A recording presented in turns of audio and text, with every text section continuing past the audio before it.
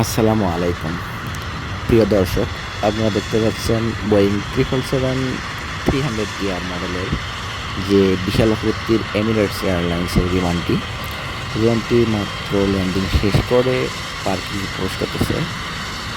তারই কিছু মুহূর্ত আপনাদেরকে দেখাবো। দেখুন, বিশাল যে বিমানটি, এর 2 ইঞ্জিন বিশিষ্ট একটি বিমান। এর গতি সম্পূর্ণ অসাধারণ। এটি মূলত ঢাকা থেকে মধ্যপ্রাচ্যের বিভিন্ন দেশে চলাচল করে থাকে প্রতিনিয়ত। দেখুন বিমানটি কত বড়, এবং তার পিছনে ল্যান্ডিং গিয়ারে ছয়টি করে 12টি চাকা আছে, এবং এই বিমানের সামনে ল্যান্ডিং গিয়ারে 2টি চাকা আছে, মোট 14টি চাকা।